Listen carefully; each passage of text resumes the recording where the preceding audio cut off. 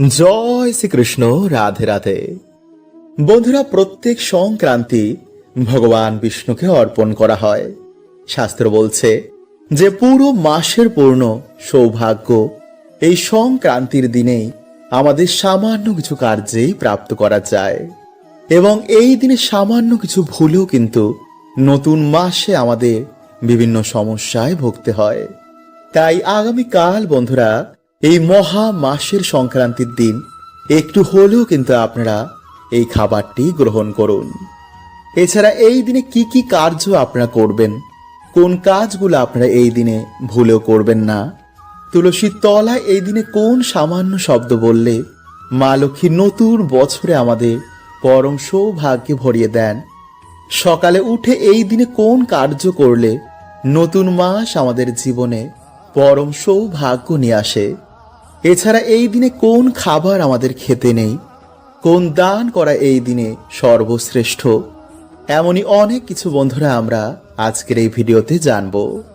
তাই নতুন মাস যদি আপনারা চান যে আপনাদের জীবনে পরম সুখ শান্তি সৌভাগ্য নিয়ে আসুক, তাহলে অবশ্যই কিন্তু আপনারা ভিডিওটি পুরো দেখুন।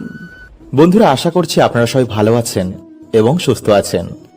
যদি বন্ধুরা আপনারা আপনাদের জীবনে সুখ শান্তি সমৃদ্ধি পেতে চান, বা যদি আপনার ইচ্ছা পূর্ণ করাতে চান, তো আজকে যেই প্রক্রিয়াটি আপনাদের জানাতে চলেছি তা প্রত্যেক দিন সকালে ঘুম থেকে ওঠার পর এইভাবেই নিজের মনের ইচ্ছা ঈশ্বরকে বলুন।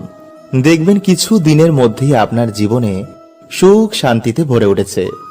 আমাদের হিন্দু শাস্ত্র মতে প্রত্যেক দিন যদি কোনো ব্যক্তি এই প্রক্রিয়াটি করতে পারে, তো অবশ্যই তার জীবনে সুখ শান্তিতে ভরে ওঠে, মানসিক চিন্তা দূর হয়, মনে আসে এক অপার আনন্দ। ঈশ্বরের কৃপায় তার জীবনে এতই উন্নতি হয় যে আশেপাশের সকল ব্যক্তি দেখে অবাক হয়ে যায়। তাই যদি বন্ধুরা আপনারা কয়েকদিন নিষ্ঠাভাবে এই প্রক্রিয়াটি করতে পারেন, তবে অবশ্যই বন্ধুরা আপনারা কিছু দিনের মধ্যেই এর প্রভাব লক্ষ্য করবেন। তাই বন্ধুরা, এই ভিডিওতে আমরা জানব যে সকালবেলা ঘুম থেকে উঠে আপনারা কি করবেন। তার আগে বন্ধুরা, ভিডিওটি একটি লাইক করে কমেন্টে হর হর মহাদেব ও জয় শ্রীকৃষ্ণ অবশ্যই লিখুন। বন্ধুরা, বেদব্যাস মুনিজির অনুসার আমাদের প্রত্যেকের ঘুম থেকে উঠেই সবার প্রথম নিজের হাতের তালুর দিকে তাকিয়ে ঈশ্বরকে ধন্যবাদ করা উচিত।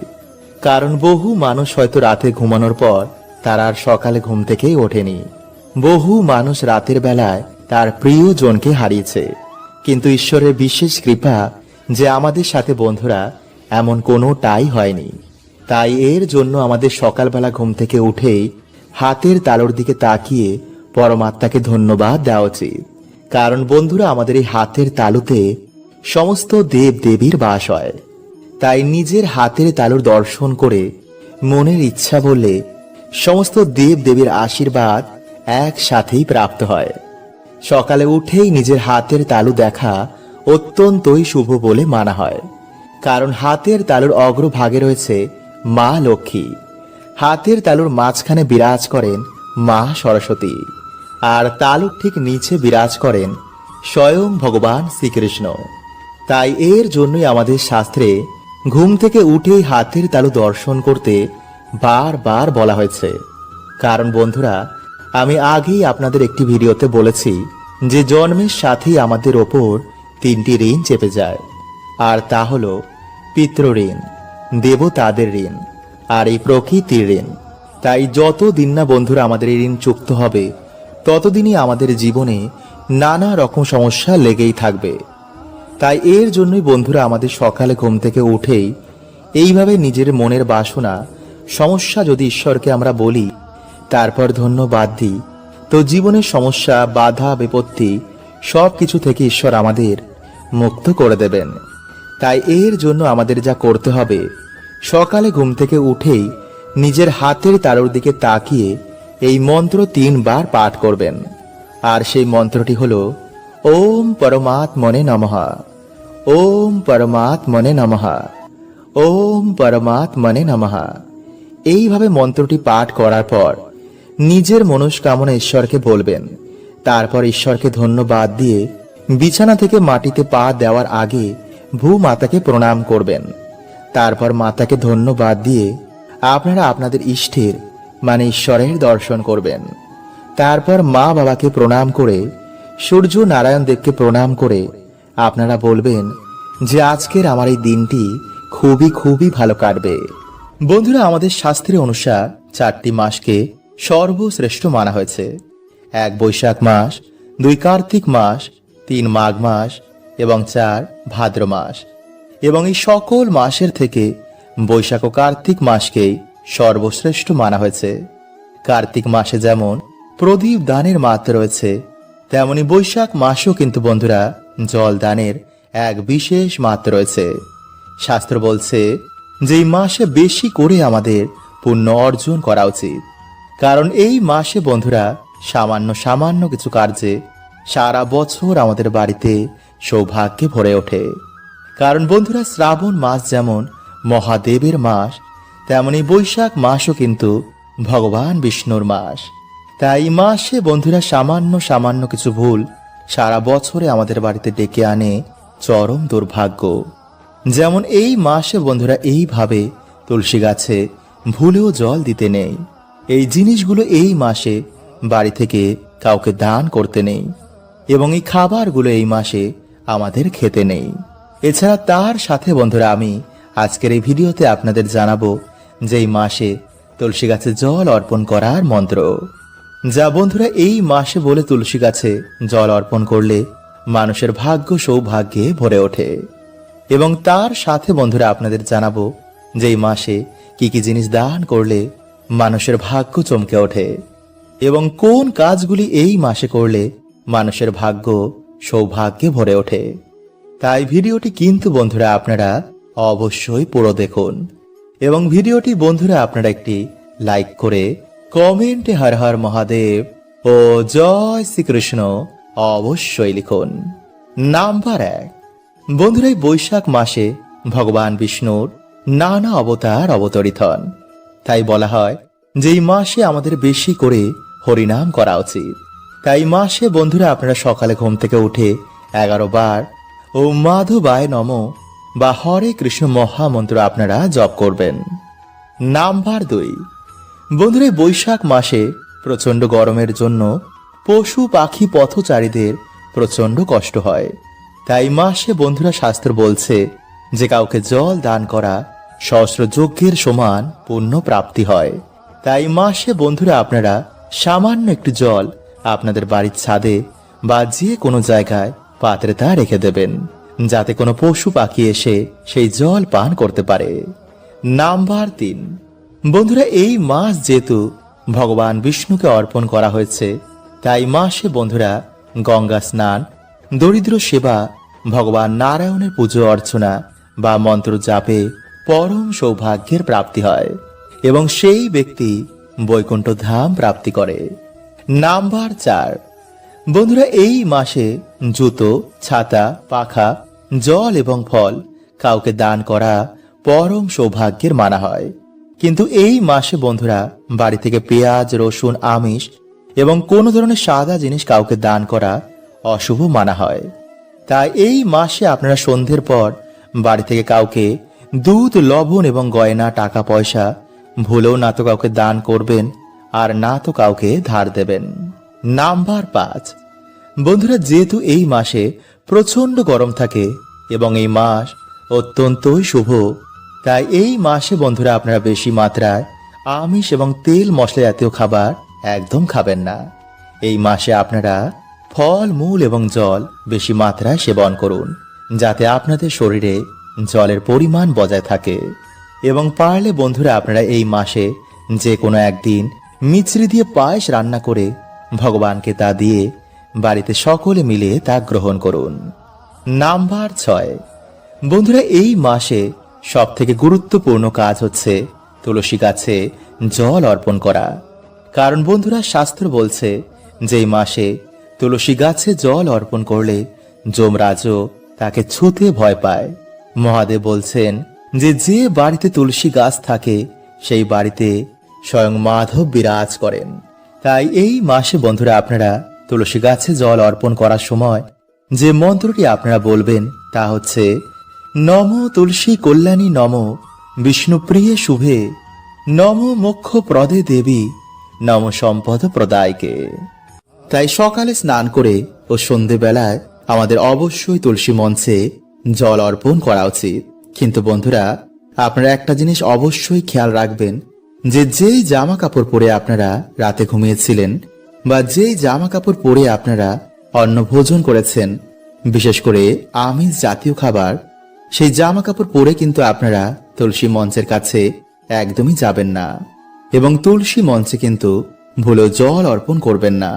এবং এঁটো কাটা জুতো, নোংরা ময়লা যেন তুলসী মঞ্চ থেকে দূরে থাকে। কোনো রকমের খারাপ চিন্তাভাবনা নিয়ে আপনারা তুলসী মঞ্চে একদমই জল অর্পণ করবেন না, কারণ এই সমস্ত কার্যে বন্ধুরা মা তুলসী দেবী অত্যন্তই রুষ্ট হয়ে যান। বন্ধুরা, বাড়িতে এই দিন ঠাকুরকে কোনো ভোগ না দিয়ে কিন্তু আপনারা কোনো রকম খাবার খাবেন না। তাই সকাল সকাল আপনারা স্নান করে ভগবানের পুজো অর্চনা করার পর ভগবানকে ভোগ দেওয়ার পরই আপনারা প্রসাদ রূপে তা বাড়িতে সকলে গ্রহণ করে দিনটি শুরু করুন। নাম্বার 2, বন্ধুরা, এই দিন আপনার স্নান করে আসার পর সূর্য নারায়ণ দেবকে কিন্তু জল অবশ্যই অর্পণ করুন। কিভাবে আপনারা জল অর্পণ করবেন এবং কি মন্ত্র আপনারা পাঠ করবেন তা ভিডিও শেষে আপনাদের জানিয়ে দেব, তাই ভিডিওটি অবশ্যই কিন্তু বন্ধুরা আপনারা পুরো দেখুন।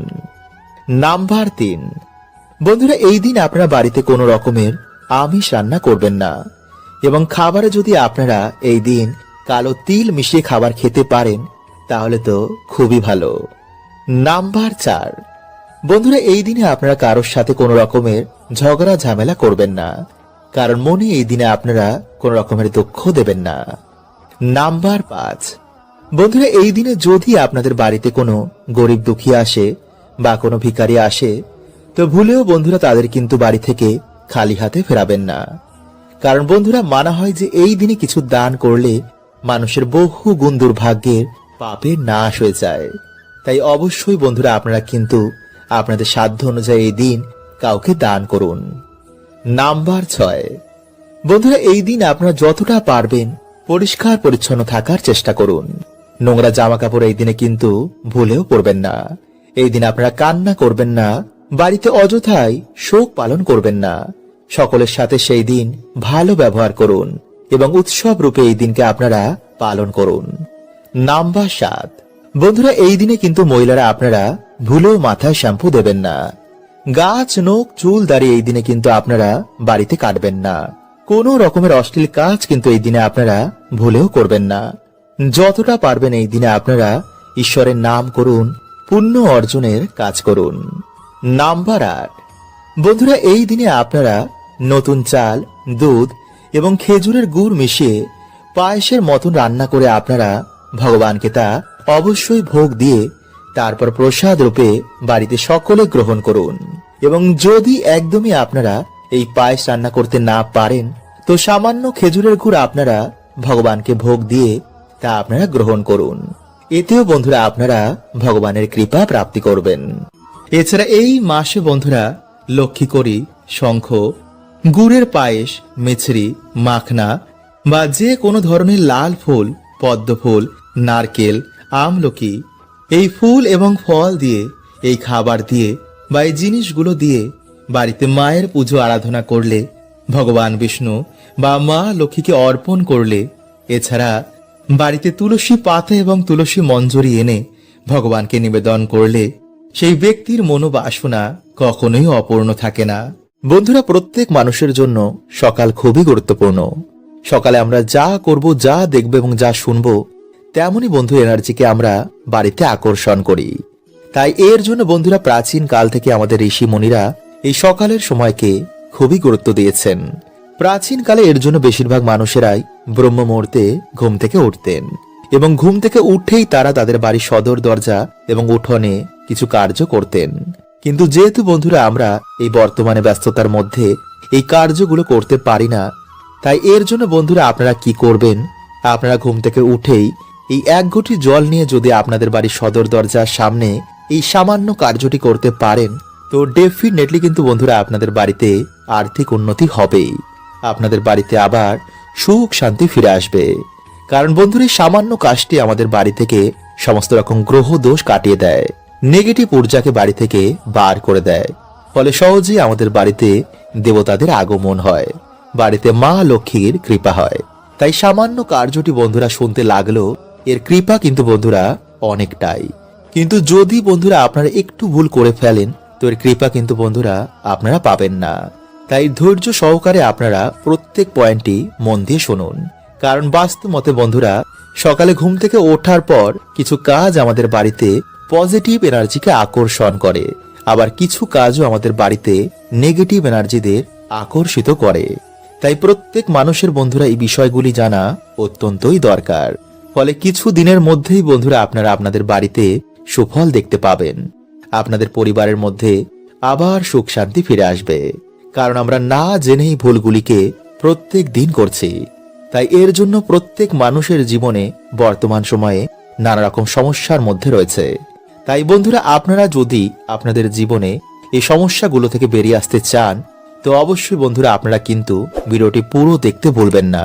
এবং ভিডিওটি ভালো লাগলে আপনাদের পরিবারের সকলের সাথে অবশ্যই শেয়ার করুন। তাই বন্ধুরা, ভিডিওটি একটি লাইক করে কমেন্টে আপনারা বলুন হর হর মহাদেব ও জয় শ্রীকৃষ্ণ। এবং যদি বন্ধুরা আপনারা আমার সাথে ডাইরেক্ট কথা বলতে চান, তো ইনস্টাগ্রামে আমাকে ফলো করতে পারেন। নাম্বার 1, বন্ধুরা আমাদের মধ্যে বেশিরভাগ মানুষই সকালে ঘুম থেকে উঠেই আয়নার সামনে দাঁড়িয়ে পড়ে। এটা কিন্তু বন্ধুরা আপনারা ভুল করেও করবেন না। কারণ আয়না কি করে, সারা রাত আমাদের বাড়িতে যে নেগেটিভ ঊর্জা রয়েছে তা শোষণ করে নেয়। এবং যখন আপনি সকালবেলায় ঘুম থেকে উঠেই আয়নার সামনে গিয়ে দাঁড়িয়ে পড়বেন, সেই নেগেটিভ এনার্জিকে আয়না আপনার ওপর রিফ্লেক্ট করে দেয়। ফলে খুব সহজেই আপনার মেজাজ হারিয়ে যায়, মাথা গরম থাকে, কোনো কাজে মন বসে না, ফলে সৌভাগ্য আপনার জীবনে আসে না। তাই এই ভুলগুলো কিন্তু বন্ধুরা আপনারা সকালে ঘুম থেকে উঠে একদম করবেন না। নাম্বার 2, বন্ধুরা আপনারা কি করবেন, যে কোনো একটি ঘটের মধ্যে জল ভরে রাতের বেলায় আপনারা আপনাদের ডাইনিং রুম বা দরজার সামনে রেখে দেবেন। এরপর সকালে যখন আপনারা ঘুম থেকে উঠবেন, আপনারা সেই জলটি নিয়ে গিয়ে আপনাদের বাড়ির সদর দরজার ভিতর দিকে দাঁড়িয়ে বাইরের দিকে মুখ করে সেই জলটিকে আপনারা ডান দিক এবং বাঁ দিকে ফেলে দেবেন। এতে বন্ধুরা আপনাদের বাড়ি থেকে গ্রহ দোষ কাটবে। এবং প্রতিনিয়ত যদি আপনারা এই প্রক্রিয়াটি করতে পারেন, তো আপনাদের ডেফিনেটলি আর্থিক উন্নতি হবেই। কারণ বন্ধুরা এই প্রক্রিয়াটি এতটাই শক্তিশালী যে কিছু দিনের মধ্যে এই প্রক্রিয়াটির ফলে বাড়িতে মা লক্ষ্মীর আগমন হয়। নাম্বার 3, বন্ধুরা আমরা প্রত্যেকেই আমাদের বাড়িতে ঘুম থেকে ওঠার পর আমাদের সদর দরজা বা উঠোনের সামনে ঝাড় দিই। কিন্তু বন্ধুরা আপনারা কি করবেন, শনিবার ও রবিবার ঝাড় দেওয়ার আগে সেই জায়গায় আপনারা একটি ঘটিতে জল ভরে তার মধ্যে কিছুটা হলুদ গুলে সেই জলটি ঢেলে দিয়ে তারপর ঝাড় দেবেন। এতে যদি বন্ধুরা কেউ আপনাদের বাড়িতে কোনো রকম ক্ষতি করে থাকে, তো কিছু দিনের মধ্যেই বন্ধুরা সেই ক্ষতি, সেই নেগেটিভ এনার্জি তাদের বাড়িতে রিটার্ন চলে যাবে। নাম্বার 4, বন্ধুরা যদি আপনাদের বাড়ি থেকে কেউ দূরে ঘুরতে যান বা যখন আপনাদের বাড়ি থেকে কেউ কাজে যাবে, তো তার নামে বন্ধুরা আপনারা একটি ঘটিতে বা পাত্রে জল ভরে রাখবেন। এবং যখন তিনি আপনাদের বাড়িতে ফিরে আসবেন, তার পরের দিন আপনারা সেই পাত্রের জলটি বা সেই ঘটির জলটি আপনারা কোনো গাছে ঢেলে দেবেন। এতে বন্ধুরা পরিবারের মধ্যে সম্পর্ক ভালো হয় এবং নানা রকম বাধা বিঘ্ন থেকে সেই ব্যক্তি রক্ষা পায়। এবং নেগেটিভ এনার্জির প্রভাব আপনাদের জীবনেও এতে কিন্তু পড়বে না। নাম্বার 4, বন্ধুরা মঙ্গলবার ও শনিবার আপনারা একটি আসনে বসে একটি পাত্রে কিছুটা জল নিয়ে সন্ধেবেলায় বা স্নান করে আসার পর হনুমান চল্লিশা, দুর্গা চল্লিশা বা মহা মৃত্যুঞ্জয় মন্ত্র পাঠ করে সেই জলে আপনারা 3 বার ফু দিয়ে আপনারা সেই জল একটি ময়ূরের পালকের মাধ্যমে সারা ঘরে ছিটিয়ে দিন। এই প্রক্রিয়াটি বন্ধুরা আপনারা যদি রোজ করতে পারেন তাহলে তো খুবই ভালো। কিন্তু যদি করতে না পারেন, তো শনি ও মঙ্গলবার কিন্তু এই প্রক্রিয়াটি করতে একদম ভুলবেন না। এছাড়া বন্ধুরা আপনারা এই মন্ত্র কিন্তু একদমই চেঞ্জ করবেন না। মানে যদি আপনারা হনুমান চল্লিশা পাঠ করেন, তো হনুমান চল্লিশা পড়িয়ে আপনারা প্রত্যেক দিনই কার্যটি করবেন। তো আশা করছি বন্ধুরা আপনারা প্রত্যেকেই এর উত্তর পেয়েছেন। এবং যদি আপনাদের মনে কোনো প্রশ্ন থাকে, তো কমেন্টে আমাকে অবশ্যই জিজ্ঞেস করুন। হরে কৃষ্ণা। ওম নমঃ শিবায়।